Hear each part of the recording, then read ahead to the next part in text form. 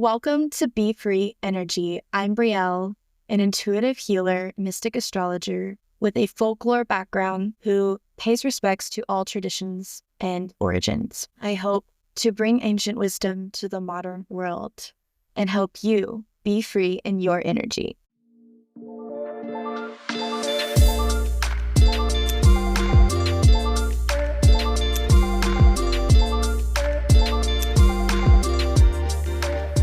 Hey y'all, hello my loves. I'm so happy to have you in this space again. Here we are rolling out the second episode of Bfree Energy. I am so excited to have you guys here. This comes at a time where we are between the lunar eclipse from the full moon in Virgo last week and the new moon in Aries, which is the solar eclipse we'll have next week. That will occur March 29th. And right now we are in this beautiful liminal limbo period. This is a space between the two eclipses that we call the eclipse portal. Now, being between these two eclipses, we feel we are almost in a void space, in a murky, foggy space. And I hope that on the other end of that, we will all experience clarity. But if you're feeling the energy right now and it's really intense, just know that that is why and that you are not alone. So I want to give some context to this time of year during this episode. I am excited because today I am filming this on March 20th and I hope to get it out by the weekend. But this is a big day. And honestly, if you have never heard, it's also International Astrology Day. It makes me so happy. So, March 20th marks the vernal equinox. The spring equinox does fall different each year between March 20th and 23rd. And it's nice to consult an astrologer during this time because not only do we experience the eclipses around the spring equinox for the first eclipses of the year, but it also will vary for the day of the equinox. And I just want to have this episode touch on Ostara in the wheel of the year, the spring equinox, touch on that energy, as well as the beginning of Aries season, as well as the beginning of the astrological new year and the cosmic start to the zodiac. So this is going to have some folklore in it. I'm so excited for that. It's going to have some ritual and altar suggestions for this time of year, as well as some astro insight. And I just love that I can blend all of this together and deliver it in a way that's digestible for you. And even if you are listening to this after March 20th, that is perfectly fine. This energy will still be around. And like I said, we're still vamping up the start of Aries season, and then we're still going to experience that eclipse on March 29th.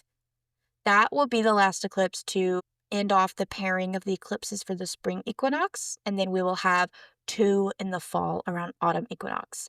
Mind you, all of the eclipses occur surrounding the equinoxes, so we have 2 pairs a year, 4 eclipses total, and they are always attuned to the nodal axis, so the eclipses are taking place with the north node and south node. And for this year of 2025, we are having these eclipses take place with a new nodal axis that has now shifted with the north node in Pisces and the south node in Virgo. That shifted of January of this year. And these eclipses will honestly be kind of new to us, where we haven't experienced them to the degree with this axis, since the south node and north node will be in these placements for the next 16 months. Okay, so let's get into it. I love to use this time of year as my real new year, as my accurate new year. And if you've listened to the first intro episode, my launch, then you will understand the kind of point I was getting at, where from the Gregorian calendar, it doesn't always mirror and reflect the timing of nature. And because I'm someone who is passionate about living with the cycles of life, I fell into the pagan wheel of the year, and it is so resonant with me because it is nature based. So, the wheel of the year is hosting holidays based on the equinoxes and the solstices. And you can look this up. It's a cute little chart, just like I follow the 12 astrological seasons.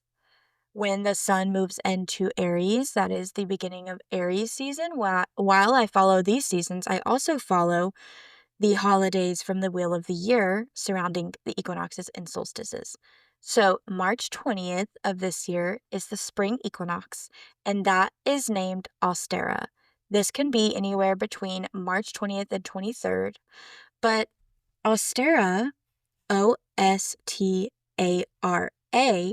has come from a variation of names and spellings across cultures. And that's what folklore and anthropology recognizes too.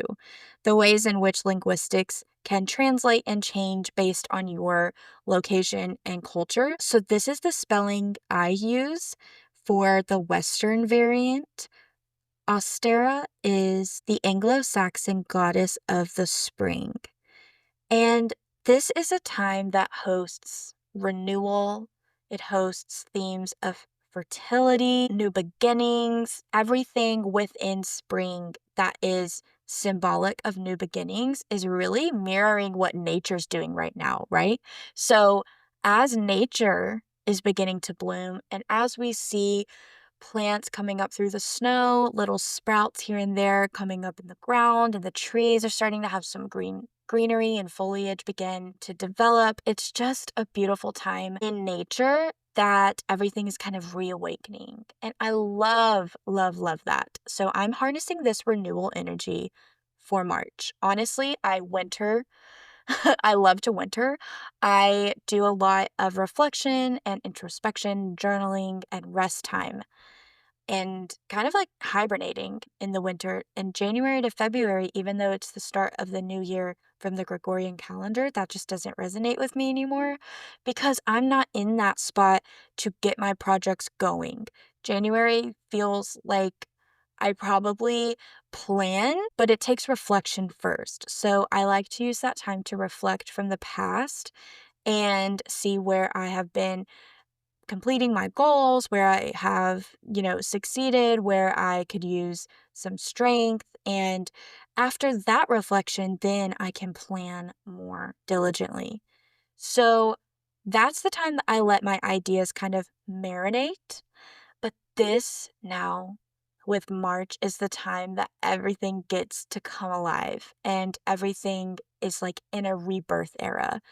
And I would just like to share my thoughts on this, as well as the folklore and mythology, because it all is resonant to me as I live with the seasons naturally. So, there is a festival of Ostara, and anyone can do rituals in their own practice, of course. But the equinox is a time of equal day and equal night. And Lisa Thief is an artist that has an album out with songs that are about really each holiday from the wheel of the year. And I just love it because she has an equinox song and it's like, it's really fun. It's like, equal day and equal night and equal day and equal night. It's just always in my head. It's always in my head around an equinox with that little tune. So that's just constantly a little bug in my ear. So I can't say Equinox without thinking of that. It's an amazing album. And I also have a Spring Equinox playlist on Spotify that I'll link under this episode. But this is just kind of a way that I celebrate. I like to use the music with songs that describe anything in bloom, anything of like fertility and renewal. So just getting ready this morning, I was just playing some of that music. From now on, even with daylight savings time, we will see that daylight will gradually overcome the darkness. And this kind of is symbolic because it helps our projects to grow. We see these first green shoots pushing up towards the growing light, and we see new life breaking out of the eggshell of winter, right? So I feel like the earth is waking up at this time, and Ostara just reminds me of that. And this is the time that I want to harness this energy for my own passions and projects. This is a time for exploring and planting your seeds, especially working in the garden, working with plants. This time is really metaphorical for planting your seeds with intentions as well as your physical garden. Ostara has a lot of imagery with the hare, the rabbit. There are many legends to explain the goddess's association with the hare. One legend is that supposedly, in a Viking origin, it tells how one bitter cold March day, a young girl was out collecting firewood and found a small bird almost frozen to death. The girl, unable to do anything herself, called on the goddess of Ostara for help. The goddess answered and walked down a rainbow to the earth, melting the snow, bringing the sunlight, and causing lilies to spring up, flowing wherever she went. Because the bird's wings were frozen and it could no longer fly, the goddess turned it into a white hare, which laid rainbow-colored eggs. She told the girl that the hare coming to the woods every year would signal the beginning of spring. Ostara's hare may have become the Easter bunny even, but it still brings its gifts of eggs in the spring. There is a lot of imagery between Easter and how we celebrate it with egg hunts and the mythology behind Ostara and Spring Equinox. Another symbol of the goddess that we recognize at this time of the year is the snake. The snake comes up out of hibernation in March to bask in the growing sun, warm its cold blood, and soak up the energy of the sun's rays. Because it sheds its skin, the snake was an ancient symbol of new life coming out of old. A snake coiled in a circle with its tail in its mouth symbolized the everlasting life, and a snake wrapped around an egg was called the world egg, laid by the snake as a symbol of the goddess. Every spring, the serpent helped the world to hatch out from this egg. Now, this is some of the mythology. I am referencing this from Seasons of the Witch by Gail Duff, and it's celebrating the festivals and Wheel of the Year. Such a cute book. It has a lot of recommendations for each holiday, as well as altar suggestions and things to do. But I just wanted to, hint about the folk customs and ways in which we can honor this time of year. I'd love to leave you with an Ostara blessing. And as I read this aloud, just think about the things you're wanting to plan and come to life. And we can use this blessing as a time to put your intentions in together. This is the Ostara blessing. New light, soft, sweet air, the running hair and spring flowers, the bursting of buds, and the straight following of new paths. May the spirits of the air guide our thoughts when we set out on new paths. May the spirits of the sun and fire give us vitality and passion to make new ventures successful. May the spirits of water help us to tread new paths with balanced emotions. May the spirits of earth give us physical balance so we may draw life and health from the strengthening sun. May the goddess and God watch over us this springtime, and may we continually remember to give thanks to them for this new season. So mote it be. You can do this incantation anytime you're working and open and close the circle after the blessing. But I was just wanting to share that blessing with you guys. Now I would like to share a little bit of altar suggestions for Ostara. I'm now reading out of the Book of Altars and Sacred Spaces by Anjo Kiernan. This is how to create magical spaces in your home for ritual and intention. So in the Wheel of the Year, the spring equinox is considered the midway point between the solstices at midwinter and midsummer. So no matter the timing, the spring equinox will bring its gentle breeze and budding plants for the first official day of spring. So if you're working with colors, herbs, crystals, and deities, I just want to give a little bit of inspiration. This can be at your altar, but it can also just be in intention and thought and little activities that land for you. So whether you're in the kitchen and you're being more intentional with the things you are cooking, making, growing, any of that, or if you're in the garden and you're thinking about the herbs, or if you're having a little practice with your own altar and you want to do something to honor Ostara and the goddess in this time of year. These are just some suggestions that I feel resonate. Eggs will obviously be imagery and a symbol as well as foods, actually. A lot of milk and honey and breads like buns and baked goods, hot cross buns. Those kinds of foods right now are great to leave at your altar for offerings or even just share among your friends. Any symbol of transformation and renewal is key here. So there are a lot, like I said, with eggs, rabbits, hares, and bunnies, but there are also robins and lambs, butterflies as they are hatching out of their cocoon from a caterpillar in the story of transformation there, bees, and any seeds as a symbol. You can plant your seeds in your garden, but you can also have your seeds charged with intention when you are planting them. Themes are growth and harmony, rebirth, fertility, new life, and balance. Balance is because it is the equinox with the equal day and equal night. You can work with the deities of Ostara, which is Germanic, Gaia, which is Greek, Venus, which is Roman, Isis, which is Egyptian, and Odin, which is Norse. The crystals you can use at this time are amethyst, rose quartz, moonstone, and aquamarine. The flowers, herbs, and trees you can incorporate in your garden or cooking here, or even put on your altar, is daffodils, tulips, irises, lilies, lily of the valley, lilac, violets, and hyacinths. And the herbs are mint, basil, lemon balm, thyme, willow, hawthorn, and dogwood is the tree.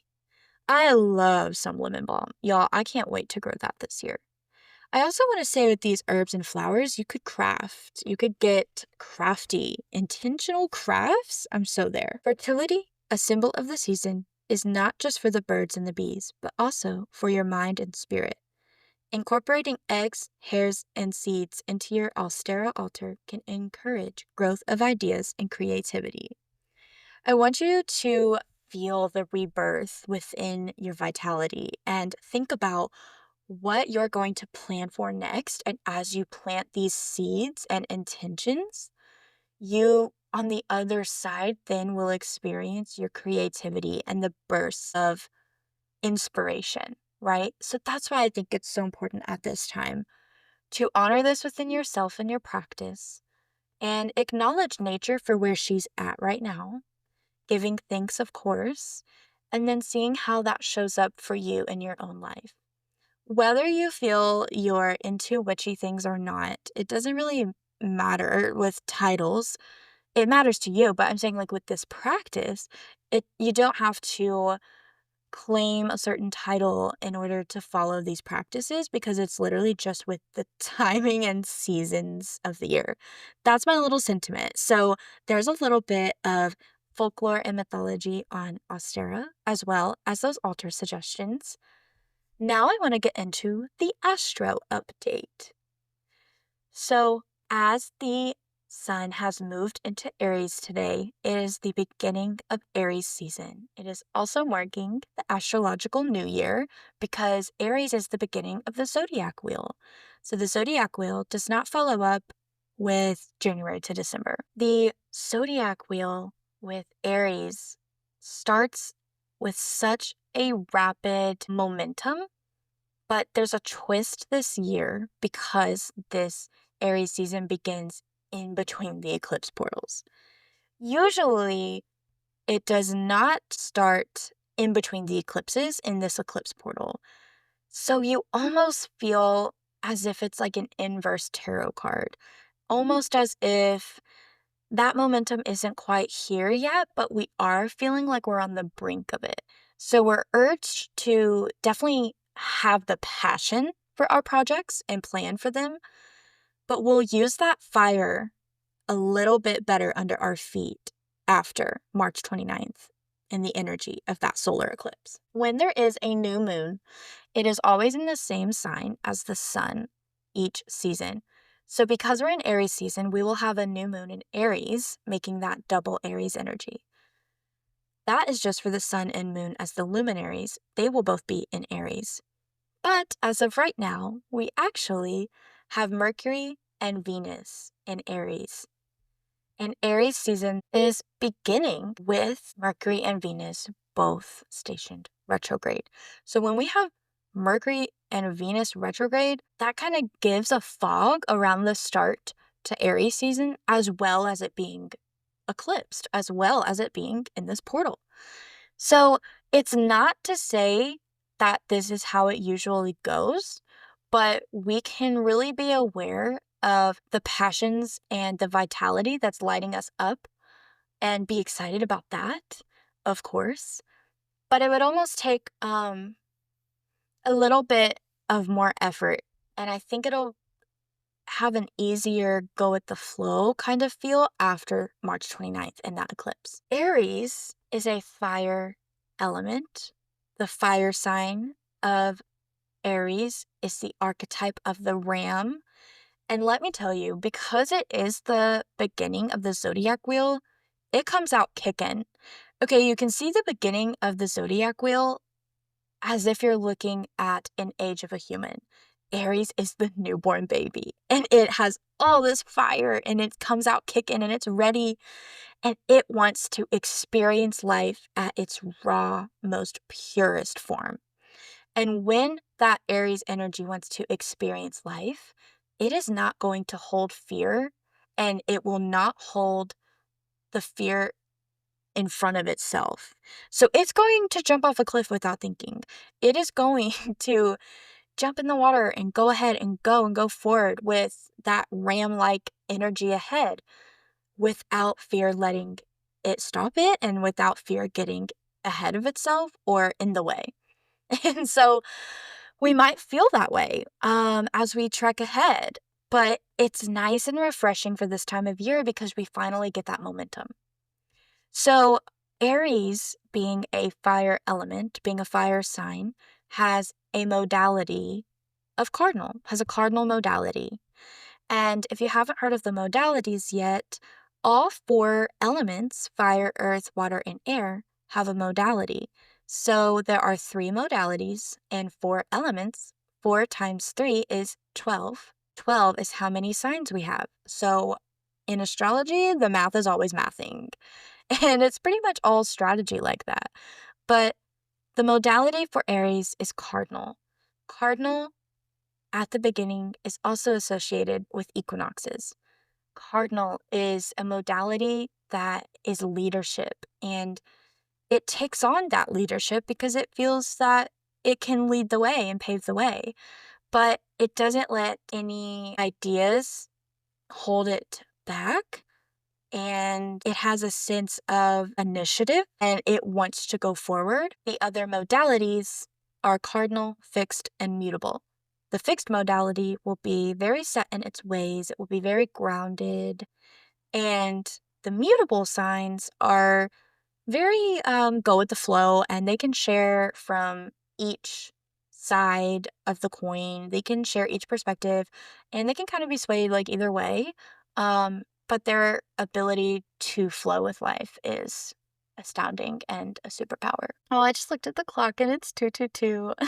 Lights me up. I'm so excited. So I want to give a little bit of the eclipse energy in the next podcast episode because this is really just about the themes of renewal, Ostara blessings, and a little bit of folklore on Ostara. The spring equinox is such a time that gives me the green light ahead. But because Aries season does start in this portal, I'm going to feel more inspired action. And that's what I talked about from the last episode. And I'm still going to hold that passion. I just may double check, triple check all the math, all the planning, all the details because Mercury retrograde is occurring.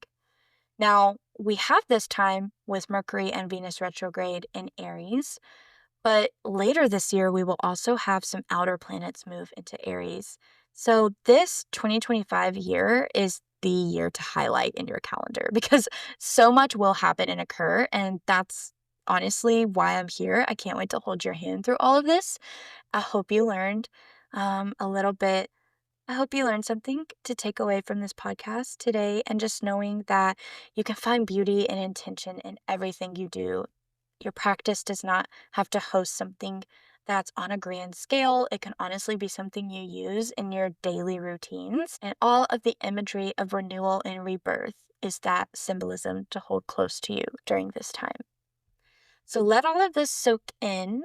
Let me know how the eclipses are doing, how they're landing for you. I honestly haven't heard much feedback from my friends in this time. I know we just only had one, but we do feel the energy and we're in between. So I don't know like what is happening, but in my personal life, there is a lot coming up and there is a lot of change. And when things like this happen and it is brought to my attention, especially in a retrograde period, it just helps me refine those minute details better. And when things come up during these retrograde seasons, it just helps me like take more responsibility for those things. It can literally just be like my check engine light came on and I needed to get my oil changed. And if I hadn't had thought about it, I probably would have like not made the appointment to get my oil changed. And I just needed to think about that because I'm traveling and it needs to, occur for me to have a safe trip. But a lot of those retrograde periods can hold these kind of moments where it calls for your attention.